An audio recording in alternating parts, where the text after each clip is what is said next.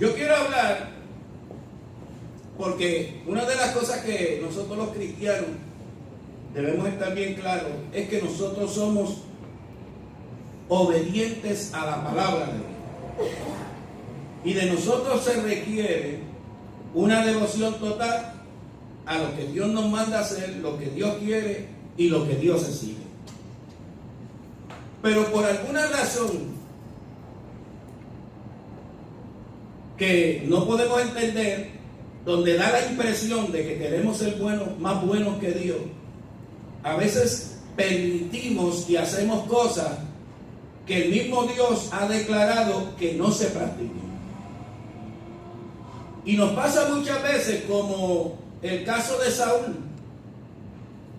que cuando fue a la guerra el Señor le dijo: mata a Amalek, a toda la gente, a todos los animales y todo lo que hay en esa ciudad, porque todo eso es abominación a Jehová. Y cuando Saúl vino Samuel, encontró que habían animales de Amalek y un sinnúmero de cosas de Amalek, y él le dijo: pero Dios no te dijo que matara a todos los animales y todas las cosas. Y yo: no, pero esto yo lo traje para sacrificárselo a Dios. Hermano, ¿cómo le vas a sacrificar a Dios lo que Dios abomina? ¿Cómo tú le vas a sacrificar a Dios ofrenda de adoración cuando Dios dice que eso es una abominación para él? Y nos da la impresión que en la iglesia es igual.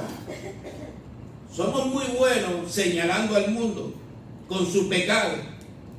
Pues mire lo que dice Pablo aquí mismo cuando señalamos al mundo con su pecado. Porque ¿qué razón tendría yo para juzgar a los que están fuera? No juzgáis vosotros a los que están dentro. La iglesia tiene el poder para juzgar a los que están dentro. Los que están fuera, Dios los va a juzgar.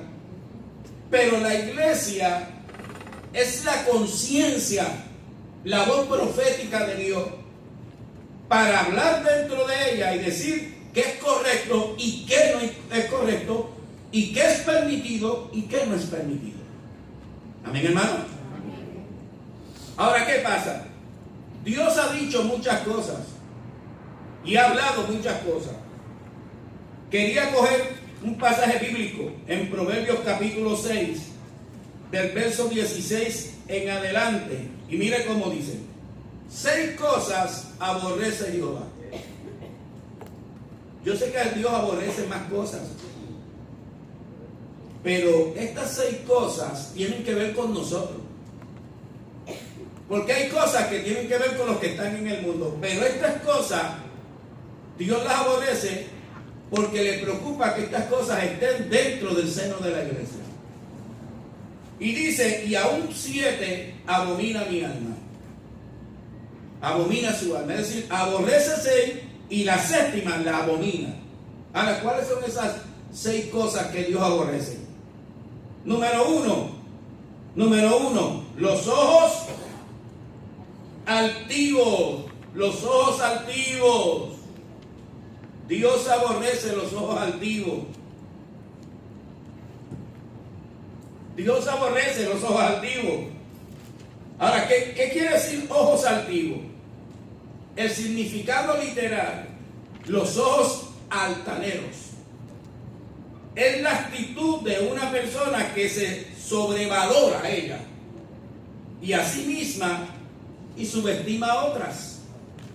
Se trata de orgullo. Esos son los ojos altivos. Personas sumamente orgullosas. Es increíble que en la misma iglesia que profesamos santidad y condenamos al borracho y al que viene descuidado, vemos al altivo, sabemos que es un altivo, que es un soberbio, que es un vanidoso, y lo dejamos pasar en la iglesia como si nada estuviera ocurriendo. Cuando la soberbia fue el espíritu que se le apoderó al ángel de luz y quiso tomarle el trono a Dios en su cielo. Esa es la soberbia. Querer ser más grande que nadie. Y Dios aborrece los ojos altivos. La soberbia. Hay gente que son sumamente altivos. Usted lo nota cómo andan, cuando hablan, cómo se expresan, cómo actúan. Usted sabe que son soberbios. Alabado sea el nombre del Señor. Hermano, la iglesia está tolerando todo tipo de aberración. La iglesia está permitiendo la aberración dentro de su seno. La idea de que tenemos que ser benévolos con los culpables es un problema actual. La gente ve el culpable dentro de la iglesia y dice: no, bendito, hay que ser bueno con ellos, hay que ser benévolos. Usted no sabe que una papa podrida daña todas las papas. Usted no sabe que un poco de levadura leuda toda la masa. Usted no sabe que las zorras pequeñas hacen perder la siembra al sembrador. Pero a veces somos extremadamente benévolos. Hemos abierto una puerta donde ya no se discierne entre lo correcto y lo incorrecto. Hemos abierto una puerta nosotros mismos los cristianos. Yo quiero que entiendan ustedes hoy, hermanos, que Dios está dispuesto a castigar a los culpables y que Dios no le afecta a la opinión pública. O sea, si Dios tiene que actuar, actúa. Y no le afecta que puede pensar una persona cuando Dios actúa. Alabado sea el nombre de Jesucristo. Los ojos antiguos, Dios los aborrece. Aborrece a la persona soberbia. Y naturalmente, el vivir en pecado y hacer cosas que Dios aborrece, mire lo que dice Proverbios 1:29. Por cuanto aborrecieron la sabiduría y no escogieron el temor de Jehová. ¿Cuál es el temor de Jehová? El principio de la sabiduría es el temor de Jehová. Ser reverente con Dios. Comerán del fruto de sus caminos. Como no quieren la sabiduría y no tienen el temor de Dios, sus caminos les van a traer unas consecuencias que ellos comerán del fruto de esos caminos que han tomado. Entonces, la Biblia dice que Dios aborrece la soberbia. Ustedes saben que cuando viene la soberbia, después viene la caída. Siempre que viene la soberbia, viene la caída. Y usted sabe que viene también la deshonra. El que se humilla es enaltecido. El que se enaltece es humillado. Eso está bíblicamente comprobado. Amén. Tiene unos efectos la soberbia. Tarde o temprano, la persona que se cree muy grande caerá y se dará bien fuerte. Alabado sea el nombre del Señor. Ahora, ¿cuál es el otro punto que aborrece Jehová? La lengua mentirosa. La lengua mentirosa. Hermano, yo estoy hablando de cosas que Dios aborrece. Yo no estoy hablando de cosas triviales. Estoy hablando de cosas que Dios aborrece. Mira que las iglesias nuestras, especialmente los pentecostales, se preocupan mucho por la pollina de las mujeres y por los trajes y por la vestimenta y el pantalón. Esto Dios lo aborrece.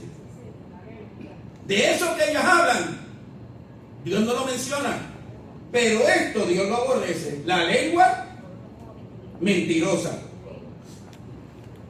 Una lengua mentirosa es una lengua que Dios aborrece. Hermano, ¿usted quiere saber cuál es la marca de una persona infiel? Mentiroso. Cuando una persona es mentirosa, es infiel. Porque la infidelidad es producto de ese engaño que constantemente hace y respalda a través de sus mentiras. Aleluya. Mentir consiste en hacer declaraciones falsas intencionalmente. La lengua mentirosa lo que hace es que da declaraciones falsas, pero no es porque esté equivocado, es intencionalmente. La mentira es un producto de intención. Te voy a decir esto con este fin. Y quiero que sepan que Dios aborrece la lengua mentirosa. Amén. No es que está hablando, vamos a ver cómo bregamos con esta gente. No, Dios aborrezco estas cosas. La lengua mentirosa. La próxima, esto no hay que discutirlo mucho. Las manos derramadoras de sangre inocente. Eso lo aborrece todo el mundo. ¿Verdad? Los que derraman sangre inocente, eso lo aborrecen todo el mundo. ¿Cuál es la próxima? El corazón que maquina pensamientos inicuos. El corazón que maquina pensamientos inicuos. Esto quiere decir intención deliberada de lastimar a las personas. Intención deliberada de lastimar a las personas. El corazón que maquina pensamientos inicuos. Él los maquina, él los piensa, ¿verdad? Y está buscando la intención deliberada para lastimar a alguien. Y dime una cosa, esto no se ve en las iglesias. Y esto Dios lo abomina. Esto Dios lo abomina. Tenemos que ver a la luz de la verdad. Si Dios aborrece eso, es porque Dios no está de acuerdo con eso. De manera que ofrecerle eso a Dios es un sacrificio abominable ante Dios. Aleluya. Los pies presurosos para correr al mal. Dios aborrece los pies presurosos para correr al mal. ¿Usted sabe lo que Dios aborrece? El sexto. El testigo falso que habla mentira. Dios lo aborrece. Una persona que se presta para hablar mentiras como testigo. Eso fue lo que le ocurrió a Jesucristo, que le dieron una mentira y por eso lo acusaron. Era un testigo falso que habla mentira. Alguien que comete perjurio, acusando a una persona inocente de algo que ellos no hicieron. Hay gente que acusa a gente de algo que esa gente no hicieron. Pues ese es el testimonio que habla falso y cosas falsas de mentiras contra las demás personas. ¿Por qué yo traigo este mensaje? Porque en la iglesia todo esto a veces ocurre y la gente no ve nada y lo ve lo más bien. Y hablan de las personas despectivamente, sin respeto, sin consideración, sin amor. Sin amor, sin misericordia. Y déjenme decirle que el amor, la misericordia, la compasión y todos estos frutos son frutos del Espíritu. Estos que estamos hablando no son frutos del Espíritu, estos son las obras de la carne. Estas son las obras de la carne. Ahora, este que voy a decir ahora, Dios no solamente lo aborrece, lo abomina. ¿Y usted sabe cuál es? El que siembra discordia entre hermanos. El que siembra discordia entre hermanos, Dios no lo aborrece, lo abomina. Y hermano, y el concepto de aborrecer es detestar enormemente algo o alguien. Detestar enormemente. Aborrecer es detestar es alguien. Abominar es casi expulsarlo de lo mucho que lo aborrece. El que pone discordia entre los hermanos. Discordia, situación en la que hay falta de acuerdo. La discordia es producto de las personas que se pasan encarneciendo, los encarnecedores. Usted sabe lo que dice el Salmo 1. Bienaventurado el varón que no anduvo en consejos de malos, ni en silla de encarnecedores se ha sentado. Los que ponen discordia son los encarnecedores. Se sientan a hablar de las demás personas y ponerlos en discordia. A veces tú tienes un problema con otra persona y no es que esa persona te ha traído ese problema, es que alguien metió discordia y los puso en contra de ustedes. ¿Me entienden? Esa es la discordia. Son encarnecedores. Ahora usted sabe lo que la Biblia dice en Proverbios 22:10. Echa fuera el encarnecedor. Y usted sabe lo que ocurrirá. Saldrá la contienda. Cuando eche fuera el encarnecedor, la contienda dejará de ser. Y cesará el pleito y la afrenta. El problema de que haya contienda, pleito y afrenta es porque hay encarnecedor. Una vez sacas el encarnecedor, todos esos males se van de la iglesia. Esto es palabra dura. Aleluya. Esta es palabra dura. Gloria a Dios. Esto es palabra dura, pero esto es palabra de Dios. Estas son cosas que Dios aborrece. Estas son cosas que Dios aborrece. Y usted note que muchas de estas cosas están ligadas al pensamiento y a la lengua. Santiago dice que la lengua, usted sabe dónde la enciende, en el mismo infierno. Viene del mismo infierno, la prenden allá. Y por eso sale tanta abominación que provoca esta tristeza en la vida de los hermanos. ¿Amén, hermano? Amén. Ahora, ¿cuántos creen en los mandamientos, los 10 mandamientos? Sí, porque los 10 mandamientos están resumidos en 2, pero siguen siendo 10 mandamientos. Los 10 mandamientos están resumidos en 2. Ahora usted sabe cuál es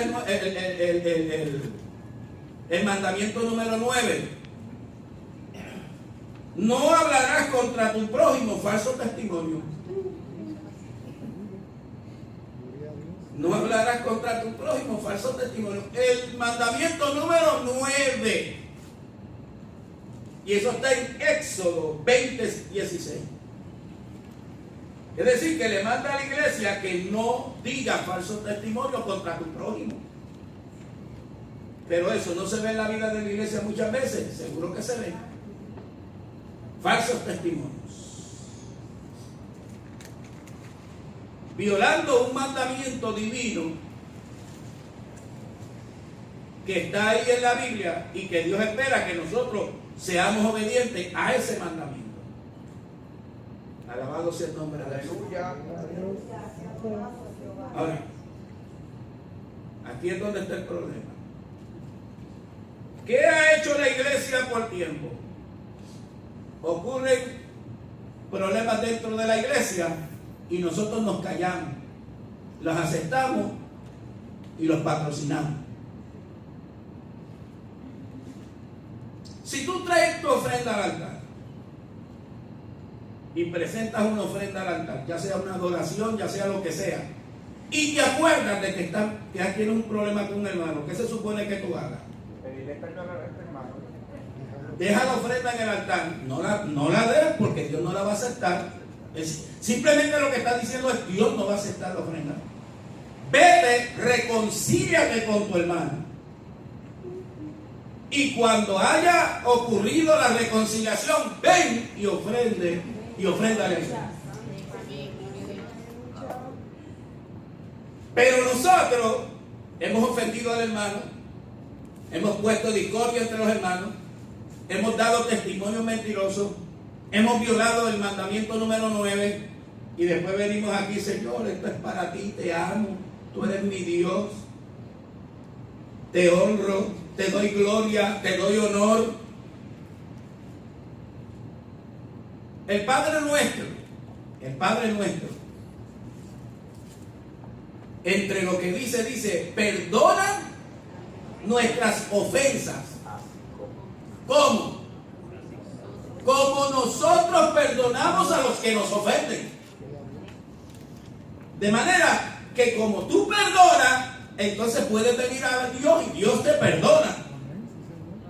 Pero si tú no perdonas, si tú vienes al altar y traes la ofrenda y no te reconcilias, todo se va a quedar así.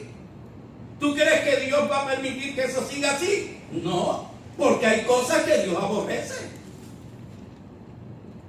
Dios las aborrece. Ahora, un hermano peca contra Dios.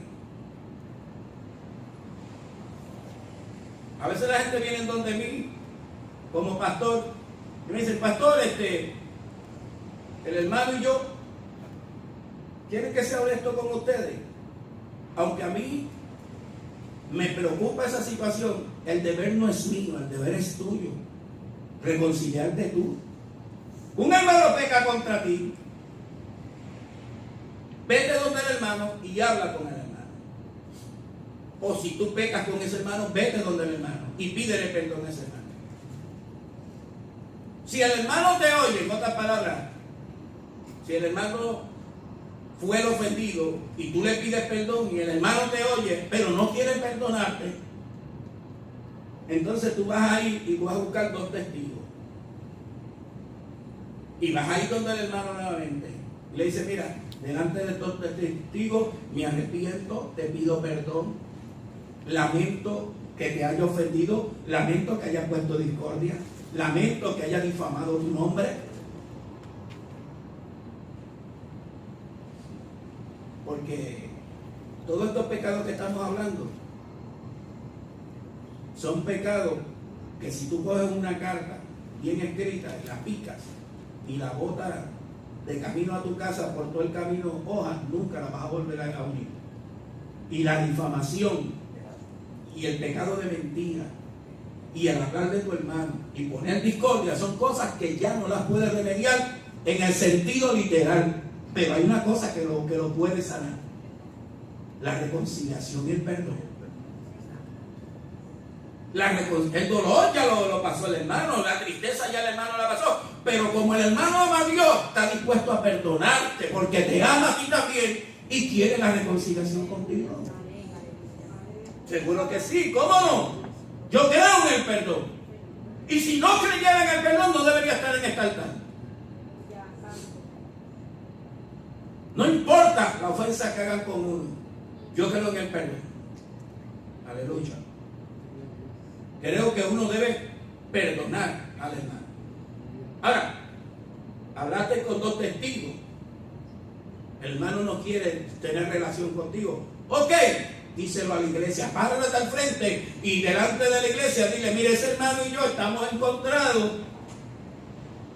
Él no quiere reconciliarse conmigo. Yo le he pedido perdón y yo quiero que el hermano públicamente delante de toda la iglesia entienda que necesitamos reconciliarnos. Y si el hermano dice no, entonces ¿cuál es el proceder? ¿Lo hemos hecho alguna vez en la iglesia? Nunca lo hemos hecho. ¿Tú sabes cuál es el proceder? Tenlo por gentil y publicarlo. En otras palabras, no tienes comunión con él. No tienes comunión con él. Pero fíjate, no solamente el ofendido. No solamente el ofendido. La iglesia lo tiene por publicado y gentil. En otras palabras, la iglesia le dice, no tienes comunión con nosotros. Porque la iglesia es iglesia de comunión. Y en la iglesia vivimos en la unidad del Espíritu, en la comunión del Espíritu. Eso es lo que se llama coinonía. Esa es la coinonía dentro de la vida de la iglesia. Ahora, ¿lo hemos hecho alguna vez? No, no lo hemos hecho. Entonces un hermano ofende a otro hermano, un hermano hiere a otro hermano, un hermano difama a otro hermano y hace todo lo que quiere. Da falsos testimonios con el hermano y entonces sigue ahí cantando y adorando a Dios como si nada hubiese ocurrido. ¿Tú sabes por qué a veces no ocurren cosas dentro de la iglesia? Porque Dios no colora esas cosas. Eso es abominación a Jehová. Y entonces Dios se molesta porque el que peca es uno, pero hay una iglesia negligente que no toma las cosas en serio que Él le está diciendo. Aleluya, gloria a Dios. Alabado Dios. Eso es así. Eso es así. Por eso a mí no me asombra, y lo he dicho varias veces, pero no, por eso no me asombra que en aquel día dirán, Señor, Señor, en tu nombre hicimos esto. reprendimos demonios, hablamos lengua, danzamos en la iglesia, tocamos el pandero, cantamos en la adoración. Y el Señor dice: yo a ustedes no los conozco, ustedes son obradores de maldad. Porque los que están difamando, los que están poniendo discordia, los que usan la lengua para mentir, los que engañan a mi pueblo, son obradores de maldad. Sí, porque hay mucho pecado que ocurre, que aquí no ocurre. Y si ocurre es muy poco, como el adulterio, o como algún hermano que tenga un altar en su casa y esté adorando a Yemayá o a Buda. Eso quizás no lo vemos, pero hay otras cosas que sí se ven aquí dentro de la iglesia. Y cuando hablo de aquí y todo lo que es iglesia. Aleluya. Santo, gloria a Dios. Poderoso es mi gloria. Pero es bien importante. Es bien importante porque, volviendo a Primera de Corintios, aquí había un problema bien serio en Corintios. ¿Usted sabe cuál era el problema? Había un hombre viviendo con la esposa de su padre. Naturalmente no podía ser la madre de él, era la madrastra en todo caso. Pues este hombre le quitó la madrastra a su papá. ¿Y usted sabe dónde estaba él? Adorando en la iglesia. Y no solamente eso, estaba adorando a él y adorando a la mujer del papá con él en la iglesia. Y lo más probable es que el pobre papá se haya tenido que ir de la iglesia. ¿Cómo duele? A lo mejor el pobre viejo dijo: me voy porque esto es una vergüenza. Tienen que estar aquí. Pero aquí estaban esos dos cantando y adorando. No ha pasado nada. El amor, cualquiera se enamora. Dios no puede condenar el amor si nos amamos. No le venga cosas pamplinas a Dios. Dios con esas pamplinas no brega. No brega con esas pamplinas. Lo que es malo, punto, y se acabó. Lo que es pecado, es pecado. Entonces estaban en la iglesia y Pablo se enteró. Porque Pablo fundó Corintios, entre las iglesias que fundó a Corintios. Y entonces Pablo, mire lo que le dice a la iglesia: de cierto se oye que hay entre vosotros fornicación, y tan fornicación cual ni aún se nombra entre los gentiles, ni en los gentiles pasa esa poca vergüenza. Los gentiles son los impíos. Esa poca vergüenza ni los impíos la practican. Mire lo que estaba practicando la iglesia. Porque es que la iglesia es tan buena. No, pero el alma de ellos se tiene que salvar, hay que ayudarlo, hay que apoyarlo. Queremos que Dios transforma, Dios cambia, Dios perdona. Nosotros siempre con todas nuestras versiones, las versiones de la iglesia, pero no la versión de Dios. Entonces dice: y tal fornicación, cual ni aún se nombra entre los gentiles, tanto que alguno tiene la mujer de su padre. Hay uno con la mujer de su padre aquí dentro de la iglesia.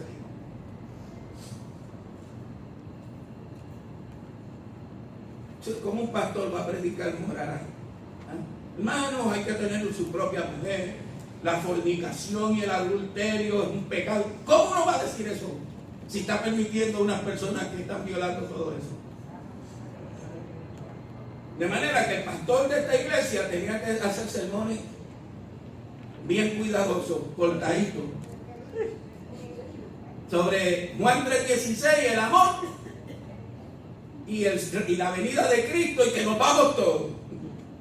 Y sabrá Dios si cuando predicaba cuántos se van, ellos decían: nosotros también. Pasando la mano al pecado, consintiendo el pecado. Y a veces el pastor quiere hacer un juicio y poner las cosas en su sitio. Hay gente que se le impidan al pastor porque el pastor no tiene corazón, no tiene amor, no es compasivo, mira cómo trata. Pero ¿y a quién le da cuentas el pastor? Cuando yo llegue al reino de los cielos, le voy a decir que el pastor: mira, pastor, Dios, me porté tan zángano porque no quería ofender a mi iglesia. No, hombre, no. Al que yo le tengo que dar cuentas a Dios, y Dios me va a exigir las cuentas a mí. Y ninguno de ustedes va a ir allí a dar cuentas por la iglesia, soy yo. Eso es un problema bien serio el que tengo yo, porque es a mí a quien me van a pedir cuenta, no a ustedes. Ahora miren lo que Pablo dice, y vosotros estáis envanecidos.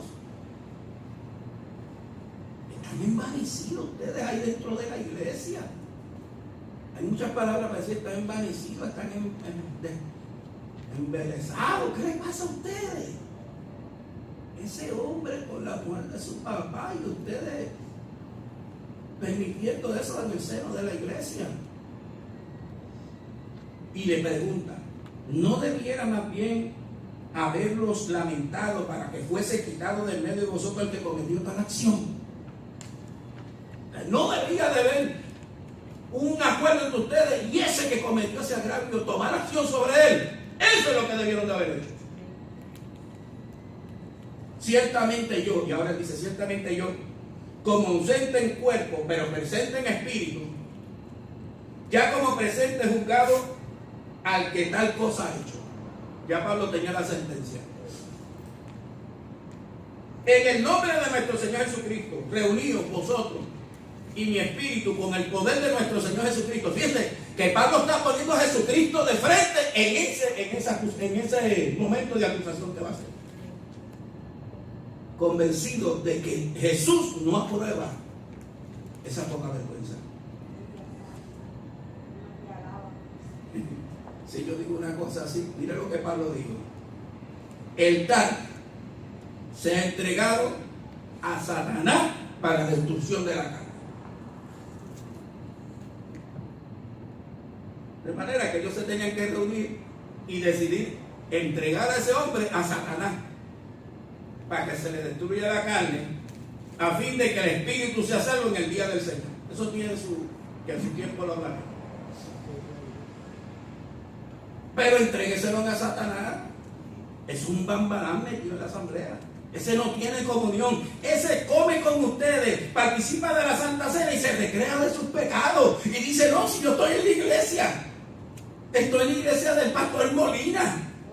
Y todo el mundo que ve eso, ese pastor no quiero ni conocerlo. Si ese tipo permite eso ahí, eso es, olvídate. ¿Qué lo permitirá él?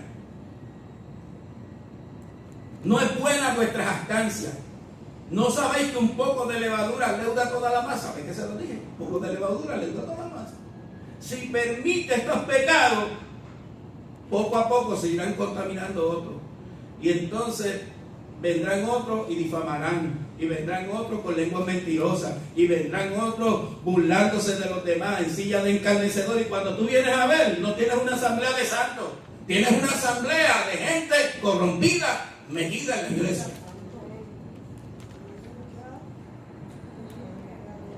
¿No sabéis que un poco de levadura leuda toda la masa? Limpiaos pues de la vida, de la vieja levadura, para que seáis nuevas masas, sin levadura como soy, porque nuestra Pascua, que es Cristo, ya fue sacrificada por nosotros.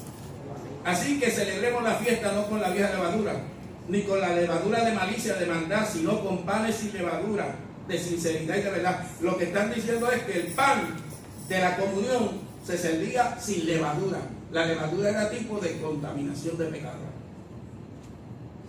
¿Ves? Os he escrito por carta que no juntéis con los fornicarios. Ya él había escrito carta y le dijo, no se juntéis con los fornicarios. No absolutamente con los fornicarios de este mundo, o con los avaros, con los ladrones, o con los idólatras. Pues en tal caso sería necesario salir del mundo. Más bien os escribí que no os juntéis con ninguno que llamándose hermano.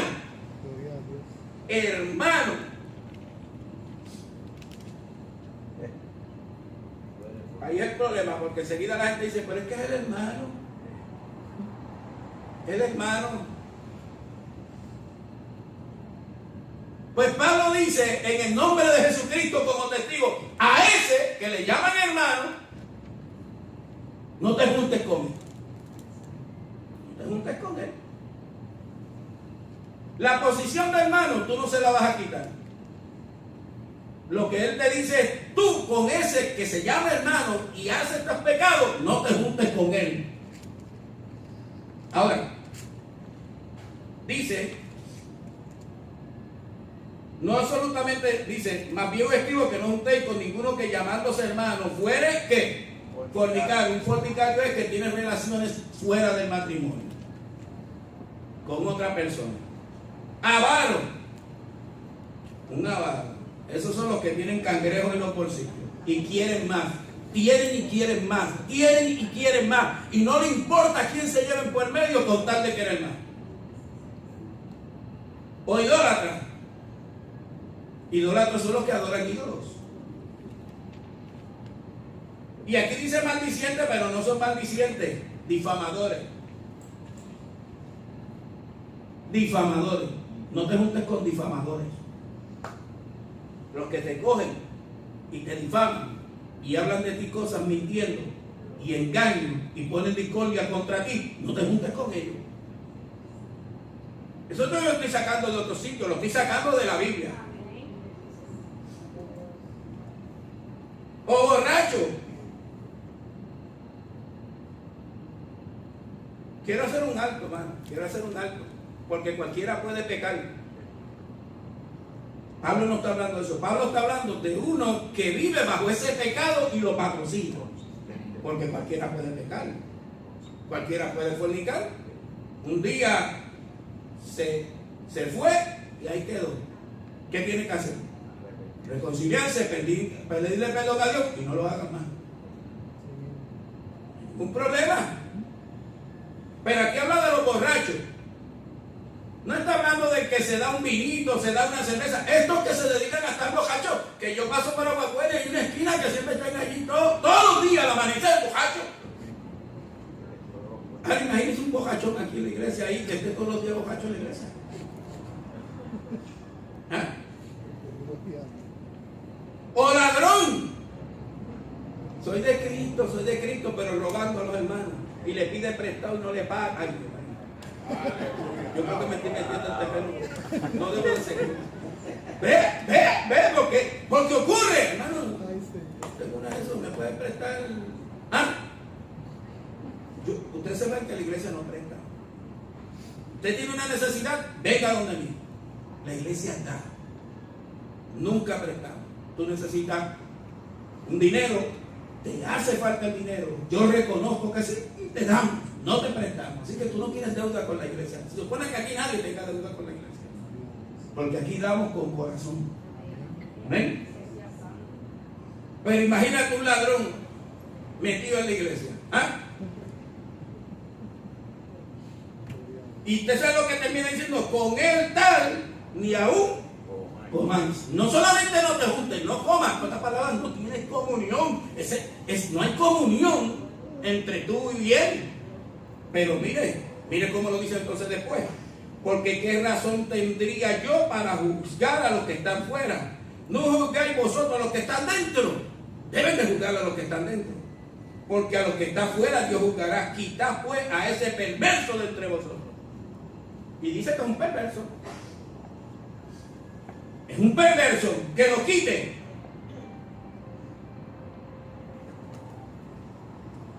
Y a veces nosotros permitimos que todo el mundo esté en la iglesia y sea miembro de la iglesia y participe en toda la iglesia con estos pecados, ¿verdad?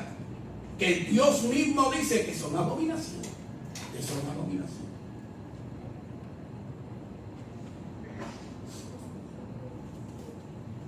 La Biblia es clara en el contenido. La Biblia dice en Samuel que como pecado de adivinación es la rebelión. Lo que pasa es que la gente no quiere oír lo que Dios dice.